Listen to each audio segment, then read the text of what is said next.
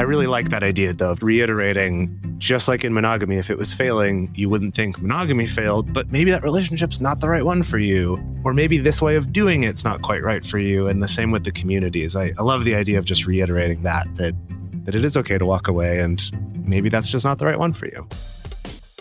Welcome to the Multiamory podcast. I'm Jase. I'm Emily. And I'm Dedeker. We believe in looking to the future of relationships, not maintaining the status quo of the past. So whether you're monogamous, polyamorous, swinging, casually dating, or if you just do relationships differently, we see you, and we're here for you.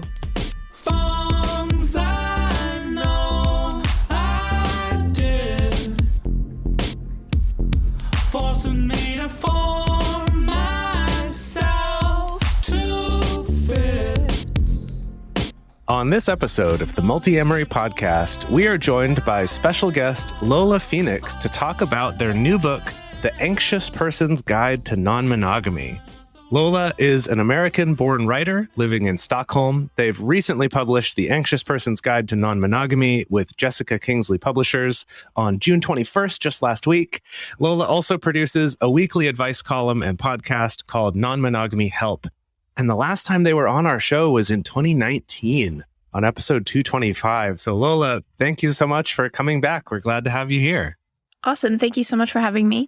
So you titled your book, The Anxious Person's Guide to Non-Monogamy, which I think just based on the title alone can see it flying off the shelves, because I feel like so many people really struggle with this. And also so many people, I think, either deal with generalized anxiety or an anxiety disorder or anxious attachment or, anything related to anxiety. I can see this really resonating for a lot of folks. So what was it that made you want to write this book in particular? I actually got approached by Jessica Kingsley Publishers, which was very interesting, very big kind of attack of imposter syndrome for me of like, oh, what? Like, you want me to write a book? Okay. And I noticed that there were a lot of things that I was saying in my columns and podcasts that I was kind of repeating a lot, and concepts that I wanted to solidify a little bit more, like having an anchor. And I really wanted a book that had something more than just personal experience, though I do have a lot of personal experience in the book. I wanted something that gave people practical exercises and things like that, because I didn't see that very often. And I felt like some of that would be helpful to people, especially because even though it is a relationship and like relationships are not completely predictable, and, I'm not saying that you can get everything down to a science and a plan, but I do think that approaching things with some exercises could really be helpful for a lot of people. So I really wanted to include that in it.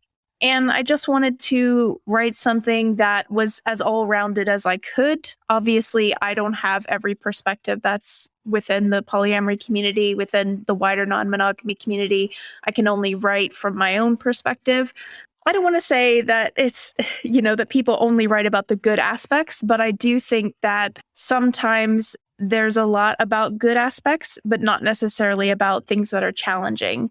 And some books do have more that's about challenging aspects of polyamory, but I wanted to kind of have a little bit of both and just present something that was basically very similar to some of the advice that I had already given, but was a little bit more organized, and was something that not just people who were brand new to it could go to, but also like if you were stuck or if you were feeling really anxious, then it would also be something that you could maybe, reapproach different things with, because I don't think it's ever too late to do that in most cases. Yeah, definitely. I think that makes a lot of sense. I really like that sentiment of it's never too late to be returning to these things or brushing back up on these things or seeking out support for some of these foundational things when we're feeling destabilized and disoriented. That makes a lot of sense. So you discussed right there also the concept of anchor, which is something that you sort of throw in there immediately in the first part of your book. And my mind went to, is this mean an anchor partner or something along those lines? But that's not what it is. So can you talk to us about what anchor means in your book? Yeah, so an anchor is kind of something that I have coined as far as I know.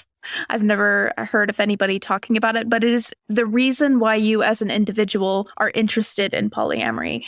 And I try to approach it in an aspect that not every single person will personally identify as polyamorous or feel like it's inherently part of who they are.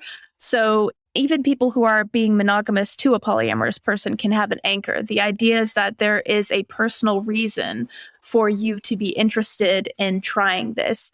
And I think that it's really important because I do kind of feel like the vast majority of people won't necessarily know that polyamory is an option.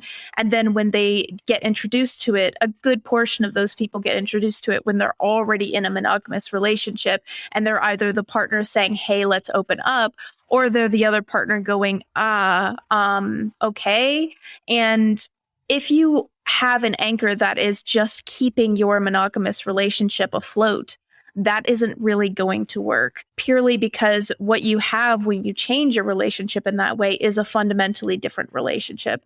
So what I wanted to bring was an idea that you can have a personal reason, and it can be something that's as small as like, I like having the house to myself every once in a while. Just something that will bring you back. When you're feeling really anxious, you can go, okay, there is a reason that I chose to do this. And I think we have anchors in all sorts of things in our life, right? Like I've, made a massive move to a new country and there's an anchor. There's a reason why I've chosen to do that. And when things get tough, I can go back to that reason and go, there is a reason I've chosen to do this.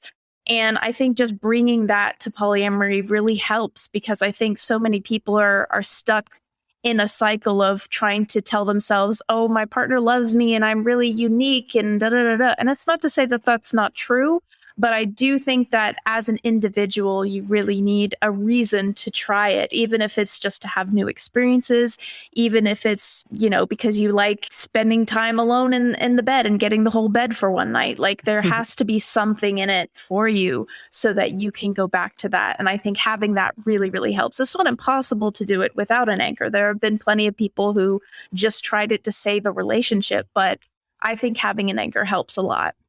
Yeah, it reminds me of when we did our episode a while back about figuring out your values, because it feels to me like getting to the bottom of what it is that we value can serve the same purpose, right? It can serve the same purpose of when the waters get choppy or when I'm blown off course or when I'm at a decision point and I'm really not sure what to do, that we can reconnect to those things to help guide us. But I really like you taking it and making it this like very single, almost tangible thing of an anchor, because I do think once we start talking about values, that can be very expansive and very broad and people can get overwhelmed very, very quickly. But I really like this idea of almost like, tying it. It's almost like the stake in the ground, or the place where you can set your feet.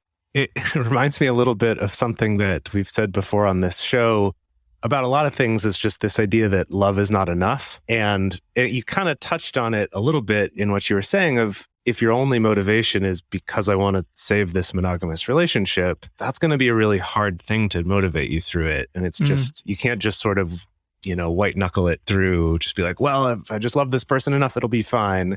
But I love this, that it gives you something more concrete. It's not just like, hey, it's not going to work. It's no, let's explore. Let's find what might work for you. Could you give us maybe a few examples of anchors that people have come up with that you've talked to? Or some of your own, or just some different examples so people can think about that a little. So my personal anchor, and this is, I'm a little bit more like polyambiguous at this point. I'm not necessarily and never have been a person that feels like they have to be polyamorous. But for me, the reason that I chose polyamory was because I wanted a really big family and I wanted multiple parents for any number of kids that I would have. And I felt like that was a really important thing to have. And so that was a big part of my anchor. And I think other things that have helped me is also just being able to, have relationships that kind of might be a little bit over the line if you were in a monogamous relationship. That is another aspect of an anchor that might be entertaining for you or pleasing to you. That isn't to say that somebody who is monogamous couldn't negotiate that with their partner. They could, but having that be something, having a little bit of that freedom to be able to flirt and see where things go, that is also a big anchor for some people. I think that the values thing does really work for a lot of people, just purely feeling that this is part of their inherent value system. is a big anchor, and I think that can help. And then I also think that, if you practice a sort of kitchen table polyamory, or if you are interested in having a very big friend group, or interested in having this sort of large family that's not necessarily related to kids, but you really want to have that kind of representation in your life, I think that could also be a massive anchor for you. So I think, there's all sorts of different ways that you can decide what it is. And it can be something that's really small. Like I always give the example of being able to stay home when you don't want to go out. I still think that's a really good one, but it just has to be something that's really personal to you. It isn't even always about white knuckling it. The comparison I always give is, there are some monogamous relationships where people have partners who have really time-intensive careers and they don't get 100% or most of their time with their partner. And not every monogamous person can do that.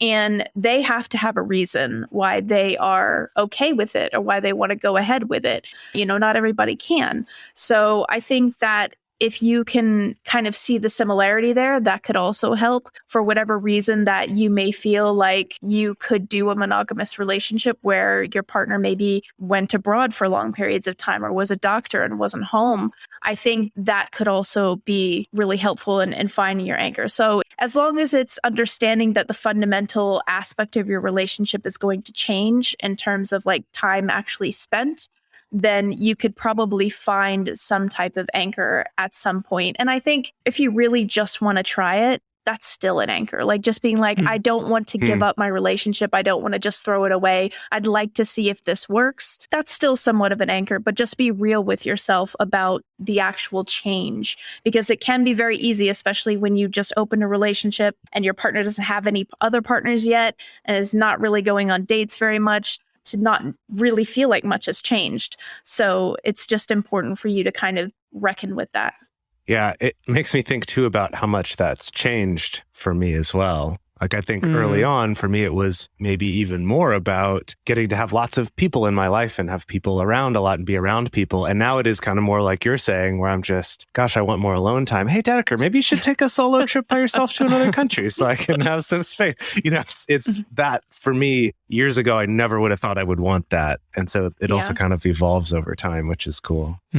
Yeah, I'm sure it will over the course of a person's life for sure. I want to pivot to a different section of the book where you talk about community and non-monogamy.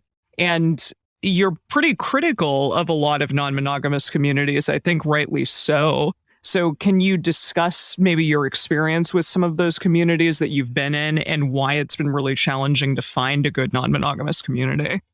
I think that finding a good community is what I describe in the book as a postcode lottery, or basically it can be really good in some places and really not good in others. And for me personally, what I've found challenging is kind of two things. First thing is within online communities, I feel like there is sometimes a kind of toxic positivity where people feel almost like a pressure to constantly perform that, polyamory is good for them. This is the good side. Everything's good. Everything's positive. I don't really blame them for that, because I do feel like on a wide scale, people don't really know about polyamory per se. They do know about open relationships more and more, but the general idea is that they don't work, right? Like that's kind of what everyone thinks. And so I do understand why a lot of people online really want to continue to show that it does work. And it reminds me very much of when I was younger and my mom is gay, and during the whole gay marriage kind of debates and stuff like that, it's like the examples that we hold up are the lesbian couple that's been together and are 70 years old, right? Not the people who break up after 2 weeks, even though that's just as legitimate. It's a very big push to show that this does work. And I think that the problem with that sometimes is that people don't really know where to go. And if they're struggling, they kind of assume that it's because they can't do it.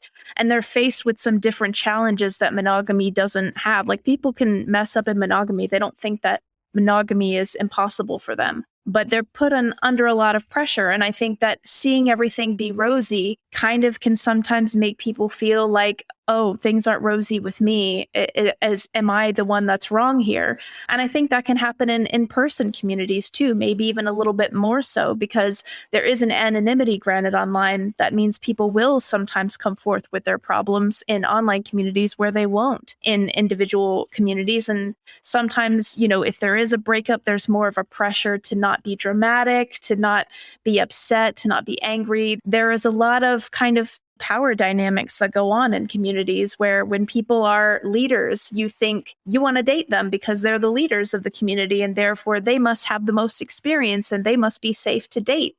And that's not always the case. And that's kind of one of the biggest reasons why I don't want to call myself a guru or anything like that, because I really disagree with the idea that just because I've had some experience doesn't mean that I'm perfect.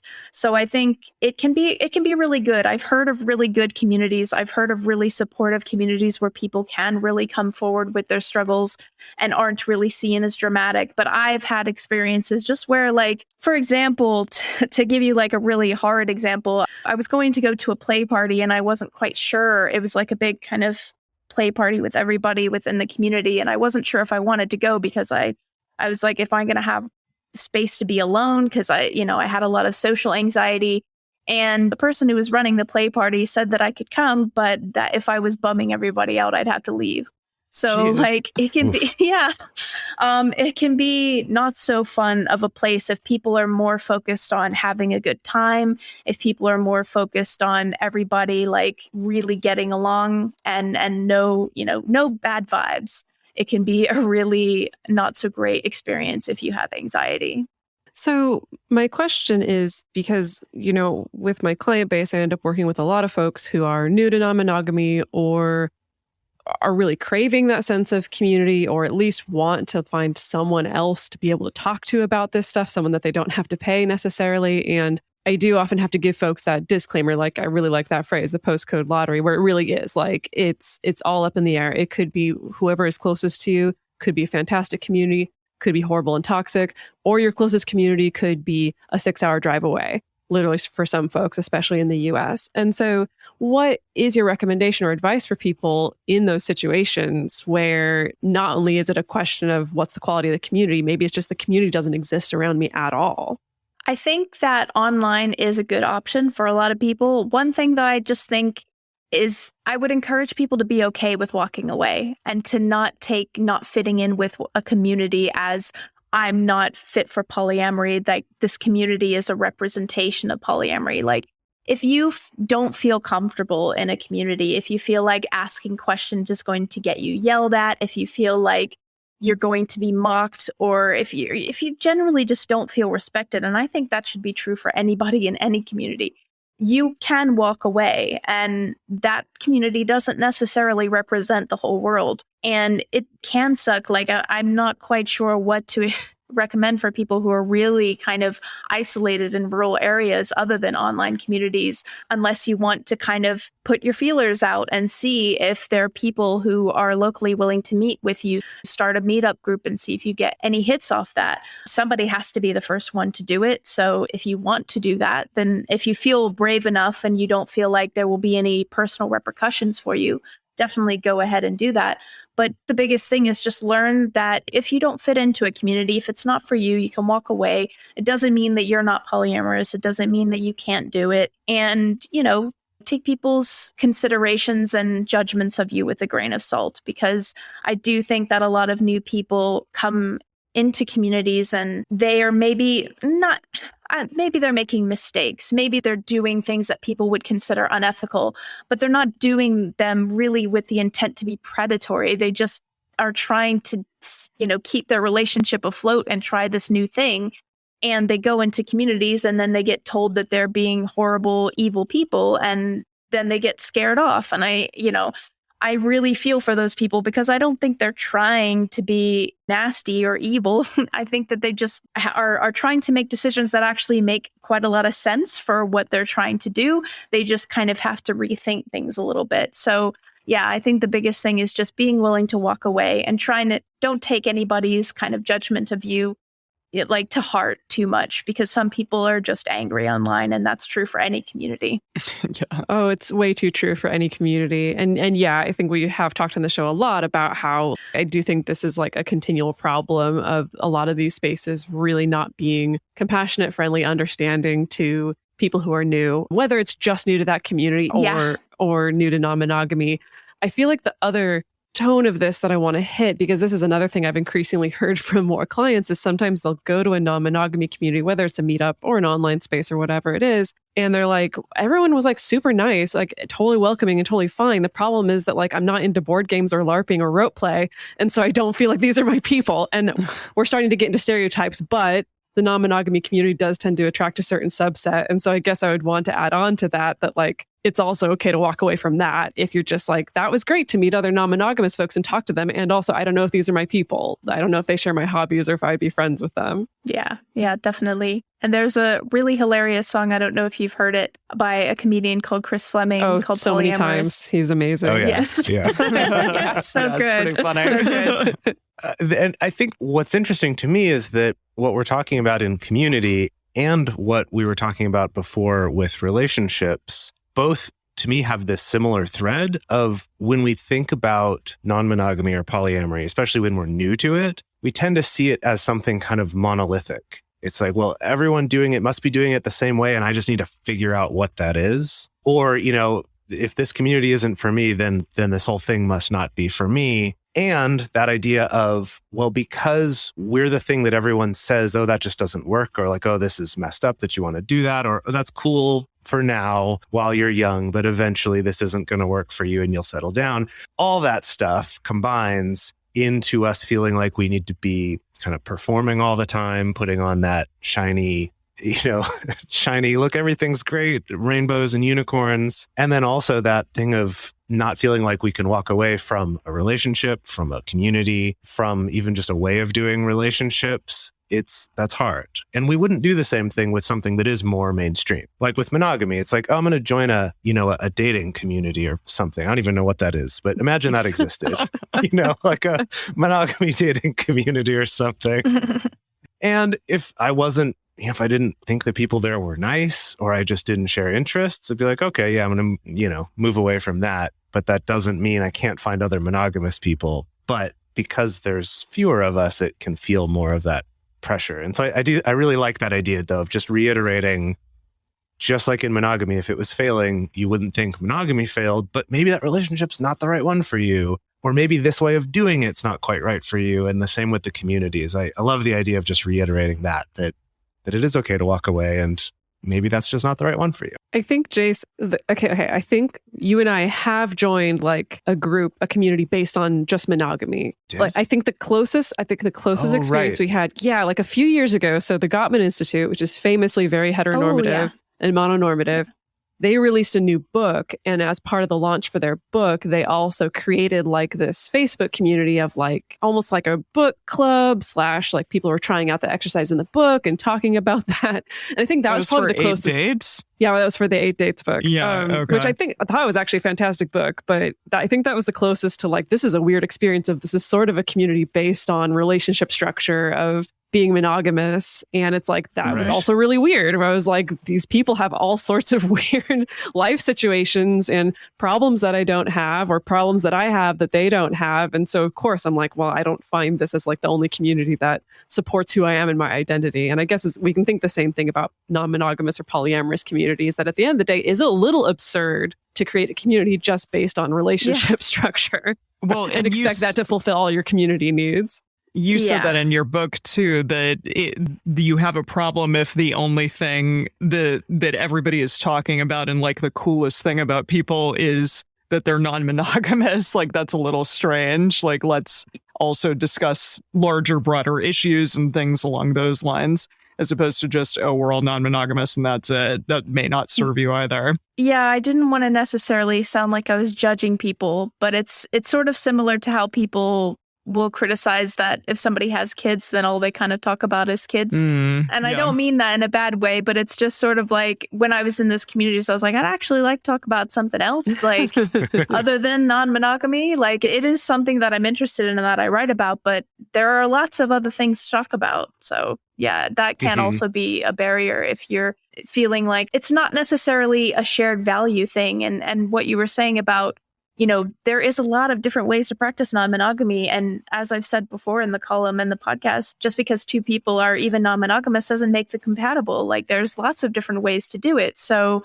there's so many different people that could be in a non-monogamous group, and there isn't necessarily any inherent shared values or any inherent shared anything other than the fact that you're all non-monogamous. So it might actually be, you know, outside of dating, it might actually be difficult to really feel close in some communities, unless like the best communities I've heard of being non-monogamous communities were also queer communities, and maybe they probably also had similar values and things like that. So, you know, it's okay if you, in a general group, you're kind of feeling like, well, I don't feel that connected, because there isn't that much to connect on, especially if you haven't technically tried non-monogamy yet.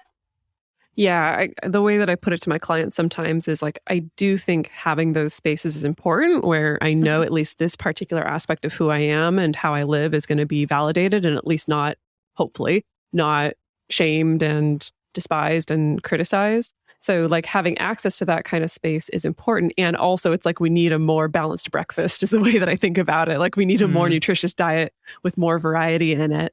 And that actually, I think, leads me to a slightly related question. So my question is, in the book, you discuss how monogamy is just as valid as non-monogamy in terms of a relationship structure. And I'm curious to hear your thoughts about why do you think it is that so many people, especially people in these online spaces or community spaces who, as they discuss non-monogamy, tend to put down monogamous relationships? I think that there is a lot with monogamy that gets encouraged. That's actually not very great for monogamous people either. And there's lots of different misconceptions about whether or not, you know, the amount of jealousy someone feels represents how much they love you. Like there's all sorts of different things that get tacked onto non-monogamy that people don't necessarily challenge. There are definitely people who are trying to challenge that within non-monogamy. There's a book called How to Not Die Alone, which is really great and really challenges some of the dating myths that monogamous people often have. And I feel like people who kind of stumble onto polyamory, maybe they haven't really done any of that. And so their exposure to polyamory is their first real challenge of some of these things. And so they then assume that polyamory is in and of itself a challenge of misogyny, a challenge of all of these other things that they've tacked on with monogamy, and that monogamy is in and of itself sort of bad because it's connected to all these things. It's kind of similar to when somebody is raised within the church or raised within a religion and then, you know, moves away from that religion and then just thinks that that whole religion is bad and evil and wrong and doesn't really have a nuanced belief. And it's a response to, you know, some of the very valid frustrations and angers they have with what they've been taught. And I absolutely understand that. Sometimes goes a little bit too far. Just like sometimes people can be super anti-religious to the point where it's like, if you say, oh, bless you, they're like, ah, you know, it's like, you don't need to, you have valid anger about this issue, but you don't need to dislike everybody under this whole umbrella because it's actually a very wide umbrella. And I think maybe I have the benefit of, you know, my great grandma is somebody that I admired and loved very much. And she was, you know, this amazing woman who had 10 children. And when the youngest of her children was about 3, her husband died. And so she had to raise all of them on her own. Wow. Like she picked tobacco for a living. She was an amazing woman and she never remarried. And she always said, I'm still married. And before she died, she said she missed her husband. And now I obviously, you know, don't know her private business. I don't know if she was really unhappy or happy with the fact that she never, you know, ended up in another relationship. But that is a key example of monogamy in the fullest way working. Maybe in a way that we might challenge and say, you know, you don't actually have to be alone for so much of your life. You could remarry, but it would be silly for me to think monogamy doesn't work when I have that key example in my life of it very clearly working. So I think that people just, they have an understandable, frustrated response with what society has taught them. And they associate that with just all monogamy. And I also think that, if you are being told all the time, this doesn't work, this doesn't work, this doesn't work, you're going to have a very defensive response of like, well, no, you don't work, actually. And I think exactly.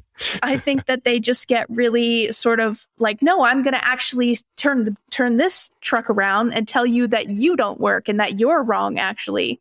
And there's lots of examples from previous societies. Sexual monogamy is quite new, and historically, men, and I've said this before, like even in marriages, have had the freedom to cheat however they want. So this very idea of like two people being purely sexually monogamous for the rest of their lives and romantically monogamous, and romance being even a thing we should care about in relationships, is very new.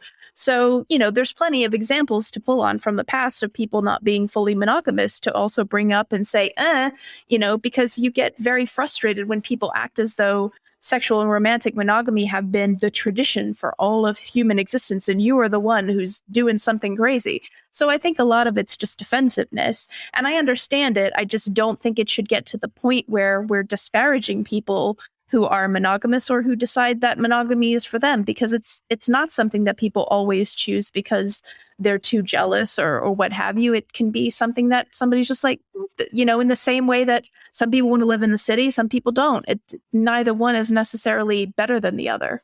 Very well said and very eloquently said. I love that you make that comparison to someone who's deconstructing religion or coming to terms with a religious upbringing. I do think that sometimes when folks discover a form of non-monogamy that works well for them, I see people go through what I sort of call like a teenager phase around it. And I say that because I went through it myself. I think all of us on the podcast went through it as well, which is the combination of like, oh, I found this thing that really works for me and it's very exciting.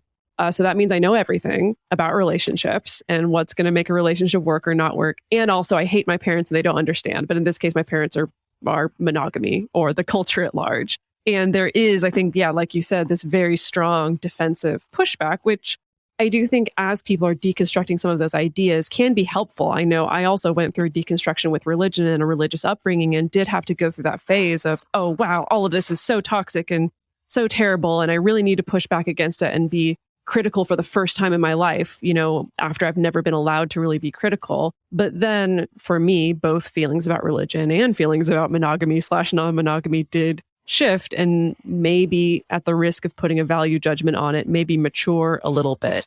But the thing that does concern me, and I think you do touch on this, is I feel like I'm okay with individuals doing that. I'm like, sure, that's part of people's process and part of people's journey. And hopefully they're not being too mean to other human beings. But I do sometimes see other educators in this space still leaning hard into that. Oh gosh, are the monos okay? Or, oh, the monos are so twisted and messed up. Look at all these wild things that they believe and these backward things that they do. So can you talk about that a little bit, about maybe how it hits a little bit different when it's still in like educational spaces that we're getting that sort of messaging?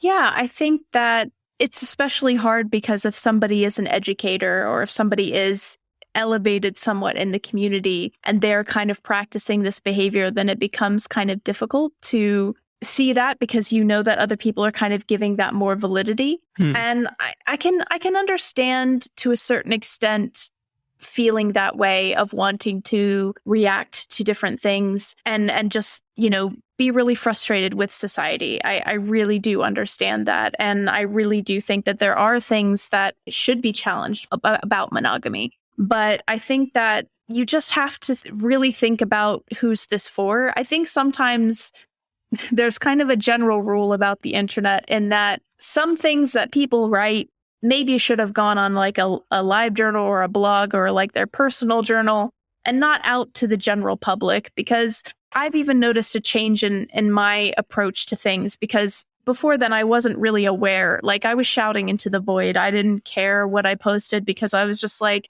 I'm mad, blah, blah, blah. And I look back at my Facebook memories now and I'm so angry about everything and like so activated, and my nervous system is a wreck. And I'm just spreading that anxiousness everywhere because I don't really know or have any other outlet for it. And if I had the ability to kind of look back, I would go, okay, I'm frustrated. I'm angry. Where's the right container for this? Is the right container for this public? Especially when you're taking screenshots of stuff and that could maybe get back to that person and they could maybe feel humiliated. Like, is this the right container for that? Is this going to actually get us to a point where people are actually being critical of some of the aspects of monogamy that they should be critical of? And I think that it's just about thinking that. And I hate to be that way because it's not that I necessarily think that people should over-examine everything they post, because that is something that's equally impossible, right? Like trying to please everybody with every post, trying to make sure you cover every nuance, and the expectation that you should isn't really fair. But just be kind of mindful of the fact that, yes, you're pissed off. Yes, you want to vent, but is this going to help? Like, is this the right container for that? I do think sometimes, I've had to unfollow, I've had to mute accounts where I know people are venting and they have a really good reason to vent and they have a really good reason to be upset. But me reading that isn't fixing anything. It's just making me upset. So I feel less of an urge to use the internet as a vessel for my annoyance, because I now realize that spreads. Even as much as I wish that it didn't, it does spread to other people. And that isn't necessarily going to get me the thing that I want, which is more connection to people. If I want more friends to reach out to me and talk to me, I don't really want to have everything I post be like some really angry thing all the time. And I have had conversations with my friends later on where they're like, yeah, I've seen a difference. And, it can be intimidating. It can be like, I don't want to piss you off. And that's something that's worth really thinking about, especially online, especially within the communities that you have. Like, how does what you're putting out there, how does it affect you and how does it affect others? I love that. I love changing the thinking about that from, I'm just dumping whatever I want into this bottomless void where there's no consequences or where it's just going to be dissipated into the ether, is very different from thinking about it. I'm walking into a room full of human beings and just like shouting this in their faces and thinking about what that's going to get me in the end. Yeah, no, that's I love that. Yeah, that idea of even if it's an online community, it is still a community, and thinking of it that way is great. Through all of this, I was just pulling up our Discord server for our Patreon supporters. And one of the things that I really like about it is the fact that there's so many different channels where people talk about other things, right? There's different topics about different types of video games or board games or about parenting or crafts, all sorts of different things, so that people can both talk about relationships and other things as well. And I think that's really cool. And I wish that more communities had that, where it kind of spreads out a little bit more like that. So it's almost like you can go off into the separate room to talk to people who share your interest, or maybe who share your struggle. Because I think that's the other challenge in a lot of online communities, is when everything's in one thread, like the way Facebook organizes things, it's like you get whiplash going from someone venting about how angry they are about patriarchy, and then the next person posting about how happy they are in their, new quad that all moved in together, and then the next one talking about how, they're struggling with enforcing a boundary. And, it's just like all over the place. Like, I can't keep up with this. And so it's nice kind of having like little smaller, more focused sections within that.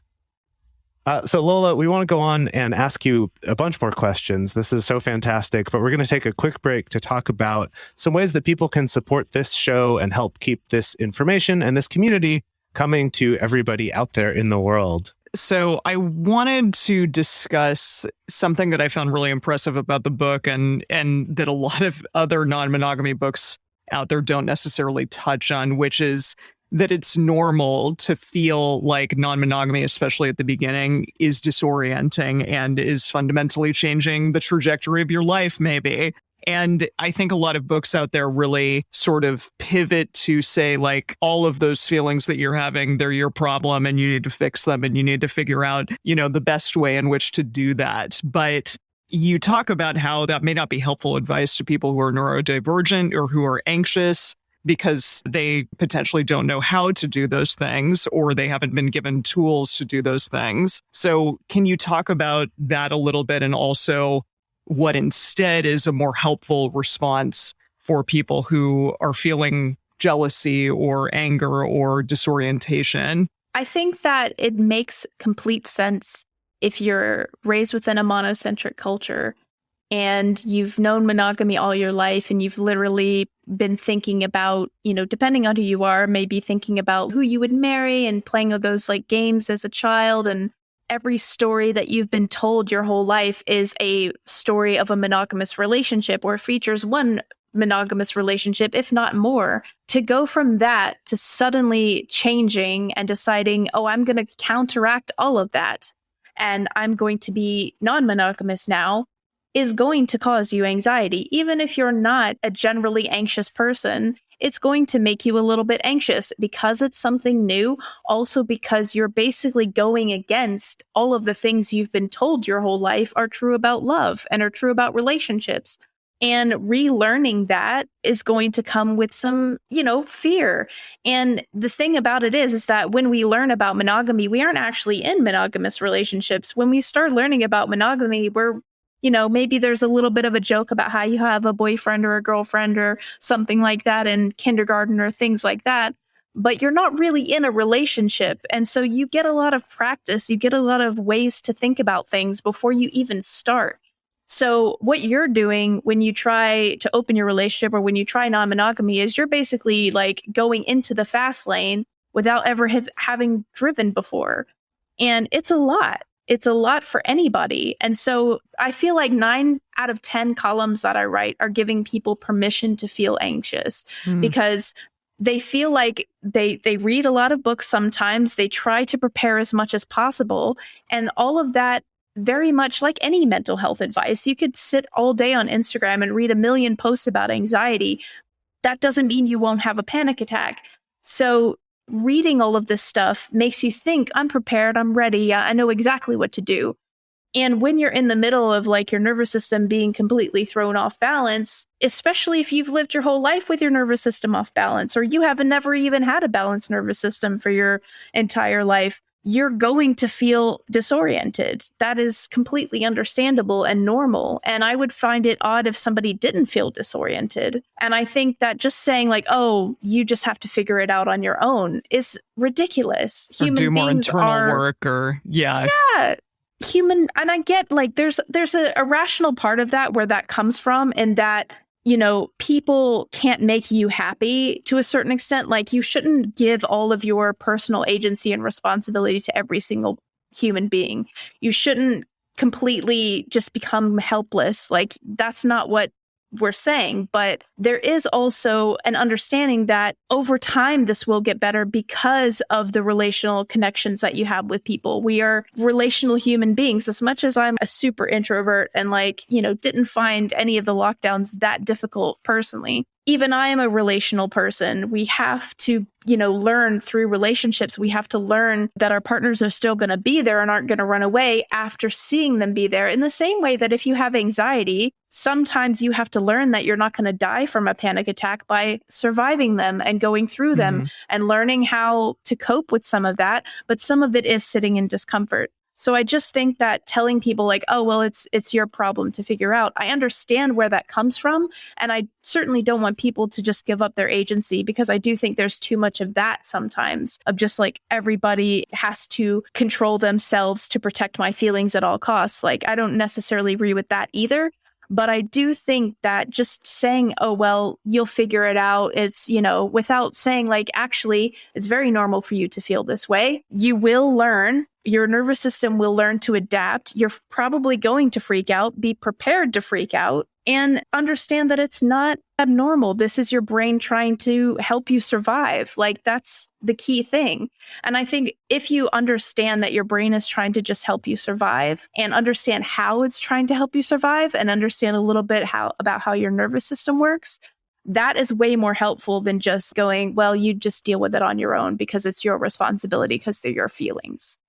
Yeah, I really love that. I do think a lot of the work that I do with clients, especially around nervous system stuff, is sort of changing that narrative, where I do think people can get to a place of where, okay, logically, totally on board, totally get why I'm safe in this situation. Everything's above board. My partner's not violating any agreements, like totally fine. And also I'm still freaking out. And I just I hate my own brain, or I hate my own nervous system, or I hate these weird parts of me. And I think a lot of my work that I do with people is sort of almost like it's weird to say it this way, but like rekindling that friendship between yourself and those parts of you that are trying to keep you safe. It needs to be this more gentle, more compassionate dialogue with those parts of you rather than just trying to throw it in the garbage or to want to put it in a box and square it away. And I've also definitely been there, and have felt that frustration, but I really like putting that emphasis on just reminding people that, there are very good reasons why you're having the reactions that you're having. Yeah, people, I think, feel so frustrated because they know it's illogical. I know my partner won't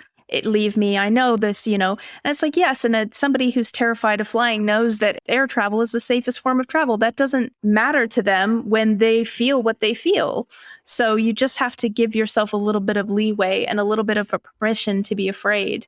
And it is a difficult balance because if polyamory really isn't for you, then I do think you will also experience discomfort. So it's just about, being able to sit a little bit in it and see what happens eventually. But you're never going to get to that point where you can sit comfortably in it if the entire time you're just beating yourself up. Yeah, definitely. You talk a lot in the book about relationship check-ins, which is definitely one of our big things on this show as well. We've created a model for relationship check-ins called Radar. But I really liked a lot of the questions that you had regarding your relationship check-ins as well. Can you talk about what your specific model of relationship check-ins looks like and why it's so important to have them? I think that one of the things that's really important when it comes to relationship check-ins is the reason why you should have them is because if you only check in when something is going wrong, then you learn that having a discussion with your partner is a reason to get freaked out. And this is kind of where I've messed up and where I haven't really had check-ins. And I've luckily been previously with somebody who was really compassionate towards me and knew that I needed to be asked about how I was if I was just being short or randomly weird, and was just like, instead of getting mad at me about that, was like, okay, something's going on. Let's have a talk about it. Those talks were really anxiety provoking for me, and I didn't want to have them. I had a really hard time with confrontation. I learned from a very young age that confrontation was not safe. No matter how much I loved or cared for that person, I loved and cared for people growing up who, a second we had confrontation, it became sometimes a life-altering thing. So it became very difficult. I could have yelling. I could yell. I could call names. I could have outright, really big confrontations I could do. But those small confrontations are those just bringing a little bit of vulnerability to the table and saying, this is upsetting me. I want this to change, was a huge struggle for me. And unfortunately, before the partner that I mentioned, I had other partners who didn't really take that seriously. So that just further compounded the idea that if I bring something to the table that I'm upset about, it won't be taken seriously. And this impacted all of my relationships, my friendships as well. I cut off friendships because I just didn't believe that telling them that they upset me, that they would listen to me. So I just thought, oh, I better just end this. So for me, it came from doing it wrong. It came from luckily having a partner that was compassionate enough to see when I was upset or to notice that and to ask about it and to not take it personally. And then from that, I kind of wanted a general kind of check-in where we would then say, oh, how are you feeling about this? How are you feeling about that? I made it a little bit more formalized in the book just because I find that it doesn't have to be super formal, but I find that at least having that as a guideline is really helpful. But it completely came from me getting it wrong because I was so afraid of that idea of, really talking about things or really bringing to the table when I was upset.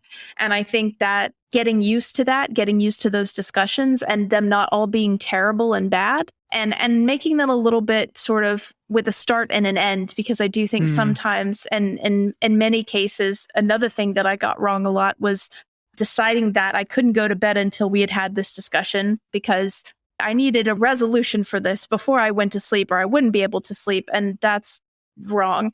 And, you can sit there for 10 hours and talk about your relationship ad nauseum. And I think in the future going forward, I'm at the moment single, but I think in the future going forward, I would definitely just make a regular practice of just asking them how they feel about things, just because now I don't find that quite so challenging. And even if I do have a partner who finds that challenging, I know from experience that somebody approaching me with like being calm, not taking things personally, being able to just say, I think something's wrong. Or even if you don't, just saying, I'm wondering how you feel, that can make a world of difference. And that's another good example of why I think you have to solve things in relationships. Like I couldn't work that out on my own, no matter how much I read. It didn't matter until I had actually experienced it. So we do get a question about this all the time in response to our own check-in formula, where people will say, well, maybe acknowledge, yes, I totally have a history of getting very anxious around relationship check-ins or relationship talks, or I'm with a partner who's very avoidant about these things or very avoidant about talking about uncomfortable topics, or maybe we're both avoidant. And so what is your recommendation for folks? Because I do think like sometimes folks can recognize, oh yeah, I can see that there's been this pattern and I can see why we avoid talking about these things. But to get over the hump of like actually getting to that ritual or actually creating the check-in or actually doing it on a regular basis sometimes feels insurmountable for people. You know, sometimes it's like the thing where it just kind of keeps getting kicked down the road because of the fact that there's such a strong weight and force of that history and of those patterns. What do you recommend for folks for getting past that? I think that the first thing I would say is that as much as I don't always think text works well for everything, sometimes it can take the pressure off things a little bit. And I know that that's a big thing for neurodivergent people. Sometimes talking by a text or typing things out is a lot easier for them. Sometimes it's easier for me. Sometimes it creates more problems for me. But if that is something that would be helpful, like you don't have to have a talk, sit down talk. If you want to schedule a chat, if you want to change the format a little bit, that can help take some of the pressure off. I think expecting everyone to verbalize their emotional processing is sometimes unfair. And I do see some questions to the podcast where it kind of seems like their decision to go into polyamory or their feeling of going into polyamory is this big thing for them. And they have all these feelings and they want to process them and they expect their partner to have all the same kind of feelings. And when their partner doesn't, they get freaked out about it. And they sort of want their partner to have the same output of their emotions verbally. And not everybody will. Not everybody will feel like they want to talk for hours about their feelings. Some people process it very much internally. And that doesn't mean they're not thinking about it or that anything's wrong. So I think that keeping that in mind is really important, not expecting there necessarily to be a huge talk about everything. Sometimes there won't be because of the way different people process their emotions. And then I think you could always couple it with something that's like, you know, you have a signal, almost like a safe word to each other that everything's fine. You know, you could do a specific emote on Facebook or something, like you get a little alarms every 6 months that says everything's fine. You know, you have a little bit of an emote. And then if you don't, you could also discuss like, okay, if everything's not fine when we do the check-in, I will then talk to them or I'll then like make sure I mention it to them. It's not comforting for most people to get like a message saying we need to talk. So there's ways to go about that are less sort of intimidating, and just understand that if you have a difficult conversation to have, it's going to be difficult as much now as it is in 3 weeks. And sometimes that is about sitting in the discomfort of biting the bullet a little bit, and waiting a little bit longer won't necessarily change that. So, you know. To go back to your book for a second, at the end of your book, you have this incredible list of relationship assumptions and how they can contribute to the anxiety that a person might have around their non-monogamous relationships. So could you maybe give our listeners a preview of some of those assumptions and maybe talk a little bit about how those can affect their relationships? So one of the good assumptions, or rather not so good assumptions, is that if your relationship is a good one, it should be able to conquer any depression or anxiety. And that's particularly unhelpful because it puts a lot of pressure on both yourself and your partners to sort of fix a situation. It's not to say that relationships don't help improve mental health, because I definitely do feel like they do and can. But I think putting so much on a relationship to cure that is really unfair on both yourself and any partner that you have. Another assumption is talking about sex and relationships makes you a clingy or needy person. I think that it's very easy to, especially when it comes to sex, because we kind of live in a society where it's stigmatized, and especially particularly for women, if you sort of act as though you have needs, that can sort of get you made into a clingy or needy person. And that also can bring you with baggage. That also can make you feel like if you talk about it, then you'll be interpreted as a clingy or needy person. So even if you don't feel like you're particularly clingy or needy, the fact that people have told you that you shouldn't be talking about this kind of brings with it the assumption that you will be seen this way or that you are. So that's another unhelpful assumption. And then another one is experiencing jealousy means you have poor self-esteem. And this is one that I feel like is very common within polyamory communities. And it's unhelpful because jealousy is sometimes very understandable. Sometimes it makes complete sense, and it doesn't have anything to do with your personal self-esteem.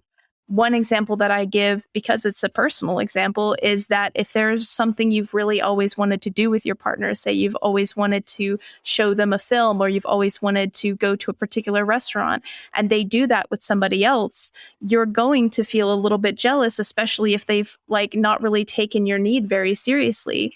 It's not necessarily about you not having self-esteem. It's actually a sign of self-esteem to be upset that you have a need that hasn't been met and that somebody else is getting that, and that can be quite painful to experience. So jealousy isn't always about feeling insecure. Sometimes it is a very understandable reaction to a situation. So there's lots of different assumptions at the end of the book that come from also polyamory communities, come from monogamous communities, come from the general culture we live at large. I'd like to have a combination of those, just because I do think that there are some assumptions within the polyamory community, some norms that need to be challenged. But the idea behind that is that you can, if you kind of see yourself thinking this, you might be going, oh, okay, maybe by thinking this, it's actually preventing me from being able to talk about things, preventing me from being able to go after even what I want.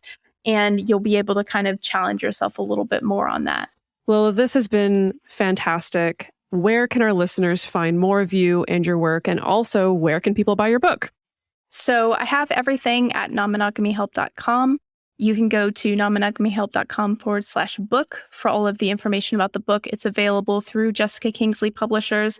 I believe it's also available through Amazon, and there should be some availability through local bookstores. You can always ask them to stock it. That would be really helpful as well. And you can find the Non-Monogamy Help Twitter at Non-Monogamy Help and on Instagram at Non-Monogamy Help. So in lieu of a question this week, please everybody go and check out Lola's book, check out their podcast, and also find them on Twitter and Instagram. This has been great. Thank you so much. It's always a pleasure to have you on the show because I really, again, like we talked about last time, I think you were on the show, we get more into these like nitty gritty, very 201, 401 type talks about non-monogamy, and it's excellent. So everyone, the best place to share your thoughts with other listeners is on this episode's discussion channel in our Discord server, or you can post in our private Facebook group. You can get access to these groups and join our exclusive community by going to patreon.com/multiamory. In addition, you can share with us publicly on Twitter, Facebook, or Instagram. Multiamory is created and produced by Jase, Lindgren, Dedeker, Winston, and me, Emily Matlack. Our episodes are edited by Mauricio Balvanera. Our production assistants are Rachel Shennework and Carson Collins. Our theme song is Forms I Know I Did by Josh and Anand from the Fractal Cave EP. The full transcript is available on this episode's page on multiamory.com.